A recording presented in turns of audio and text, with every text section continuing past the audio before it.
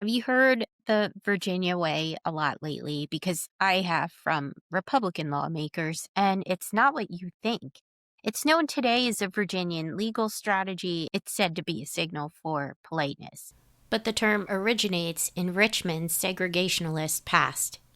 When the J. Jones story broke, I went searching for primary sources. A National Review article only quoted snippets of the text and paraphrased parts of the conversation, but it did list the source's name, and that directed my search. The source herself had gone on Facebook with a press kit and a message that she labeled important. She also had a website full of pre-made shareables so that the outrage could go viral. But what sparked this post wasn't the texts. It's the politics of it all. That a mandated reporter never reported a violent text message and now votes may be lost. The source was Delegate Carrie Coiner, who's the founder of the law firm Rudy Coiner. Her firm handles corporate law, construction law, development, land zoning, exactly the kind of work at the center of my own investigation and writing at the Virginia Consumer. For the last 3 years, I've been researching alleged construction fraud ever since I built my own home and the ceiling collapsed a short time after. I'm talking to reporters, chasing records, and attempting to expose how Virginia's system fails homebuyers and trying to restore some basic consumer protections. During one conversation, a reporter noticed a familiar name in my files, an attorney from Coiner's law firm, the same attorney tied to the enrichment collapse, where 86 nonprofits lost their funds and an alleged $3 million went missing. That attorney had created a company for the builder that I hired to build my house. Since at least 2017, Adam Gregoire, owner of Covenant Building and Design, had used a particular unlicensed subcontractor to build homes in Chesterfield, Henrico, Powhatan, and Hanover counties. It's illegal in the Commonwealth, but public records show that Gregoire had an established relationship with Laser Construction LLC. By the time of my home ceiling collapse, Covenant Building and Design faced growing backlash for botched work from many homebuyers.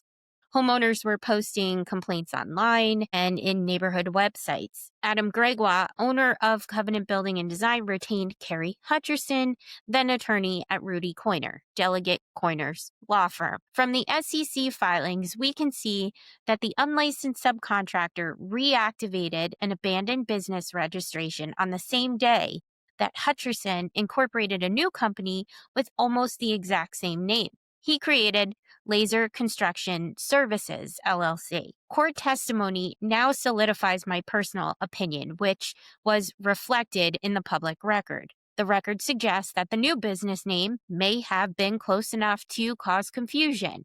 Whether by design or coincidence remains unclear, but the record now reflects false information at DPOR. A license was entered in place of a business that was never licensed. Hutcherson's new incorporation was swapped for the former. It altered the outcome for Gregoire and Laser Construction LLC. During the proceedings at DPOR, I sensed the Virginia way without yet having the proper name for it. There were backdoor communications, and adjudication removed evidence from the investigation record just before the hearing, after an investigator worked to outline the violation for over a year. I pleaded with DPOR to at least notify the homeowners affected by this clear violation of law. They refused. Illegal contracting can endanger homeowners and affect insurance coverage. DPOR's director at that time was Kishore Thoda. He's now chief of staff to Lieutenant Governor Winsome Sears. Thoda refused to correct the investigatory record and doubled down, adding to the record that no unlicensed or under-licensed work was done at my home. Thoda's assertion is false. It interferes with state proceedings. It violates my right to equal protection under the law. It also directly contradicts sworn affidavits provided by the unlicensed sub and Gregoire. Kishore's statement does not match DPOR's own records. When asked for an audit or appeal, the Secretary of Labor relied on Thoda's assessment of the file and marked them as governor's working papers, essentially making them inaccessible without a court order. During Gregoire's corporate deposition in the civil case, his only explanation for using an unlicensed subcontractor, thereby violating the law, specifically Laser Construction LLC, was that all of the builders in the area hired them too. FOIA records reveal DPOR coordinated with the governor's office, instructing them to avoid involvement. After contact and attempted pressure applied by the general counsel for the governor failed to force me to rescind my FOIA request, the office of the attorney general sent me notice that they represented the governor's office, who removed my FOIA request without my consent. Hutcherson partnered on another project with Gregoire, Covenant's owner, and local realtor Kyle Yeatman. Hutcherson was the attorney for their land development deal in Goochland County and Gregoire's other company, Yellowstone.